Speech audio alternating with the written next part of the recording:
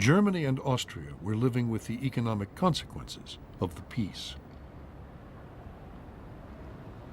Forced to pay unbearable war reparations, the defeated governments simply printed more money. The result? Inflation. More inflation. Hyperinflation. It took a basket full of paper money to go shopping. You saw people carrying their money on wheels because you had to pay for a piece of bread billions of Reichsmark. Hayek, who was working at a statistical research institute, needed 200 pay raises in 8 months.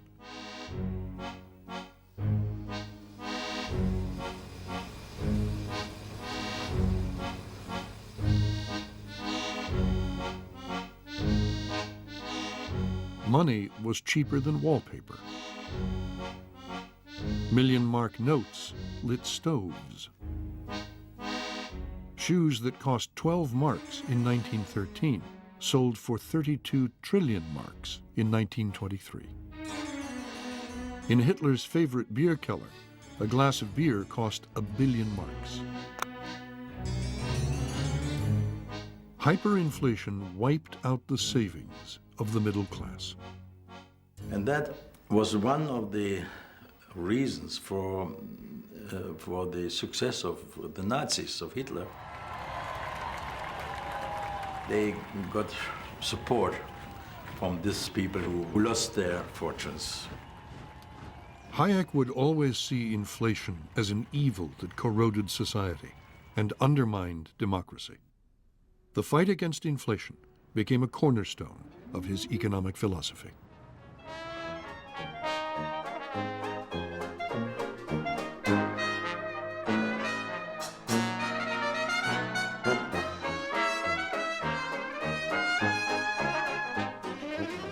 During the 1920s, while Europe was continuing to suffer the wounds of the First World War, in American cities at least, it was a boom time. Americans were spending money, they were dancing, they were partying, they were buying cars,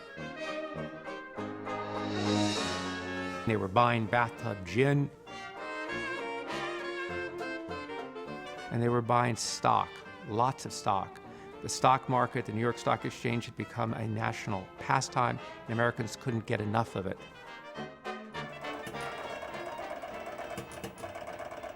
And the favorite stock of the day were in these new radio companies. Radio was like the internet of the 1920s, an industry that had come from nowhere. And the #1 glamour stock was RCA, which in just a few years went from $1.50 a share to $600 a share. Americans couldn't get enough of it. It was a classic stock market bubble. Then, on Black Thursday, October 24th, 1929, the bubble burst. Prices plunged. The downward spiral proved unstoppable.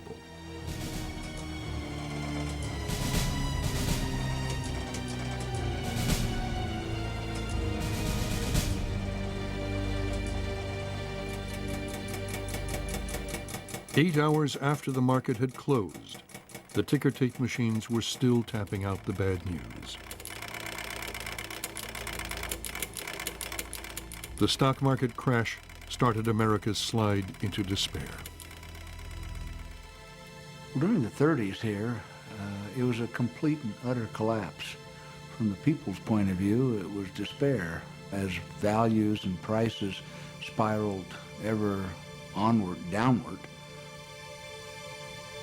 It left them with no ability to earn, no ability to repay, no ability to spend, no ability to consume. Everything went down.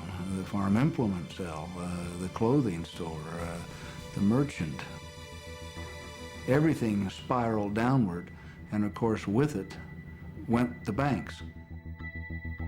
People panicked. They rushed to withdraw their hard-earned savings.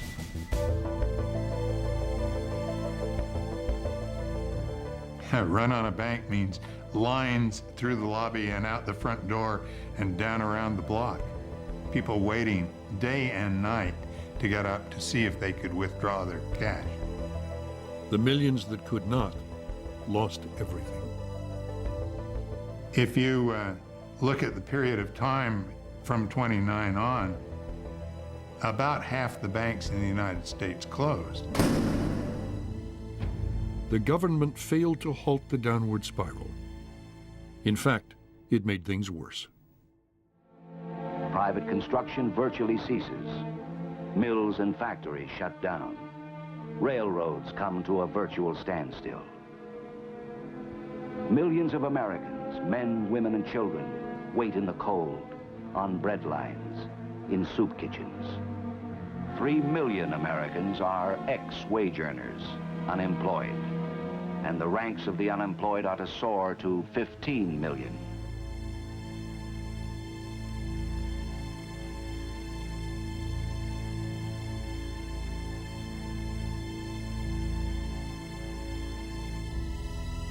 Banks collapsed. Industry ground to a stop. Millions were out of work.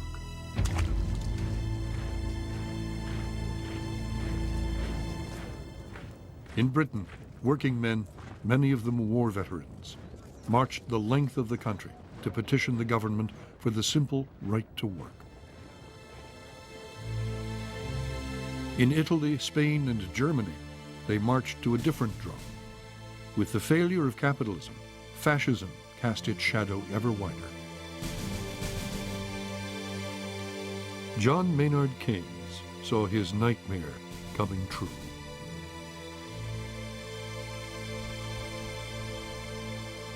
In Cambridge, Keynes set out to save capitalism from itself by writing a book about what caused the Great Depression and what to do about it. He aimed to rewrite the rules of economics, to see a country's economy as a whole, as a machine that could be managed. Keynes was the real inventor of macroeconomics. Concepts we take for granted today, like gross domestic product, the level of unemployment, the rate of inflation, all to do with general features of the economy, were invented by him. He was writing a book which he thought would revolutionize the way we thought about economic systems, but it would also give us the means to make sure that they operated better. It was written against the background of not only the collapse of the world economy, but the potential collapse of democratic government. Hitler became Chancellor of Germany in 1933. Democracy seemed to be losing ground, and with democracy, the system of liberty. So Keynes had to produce an answer to the Great Depression, or democracy would be swamped by totalitarianism.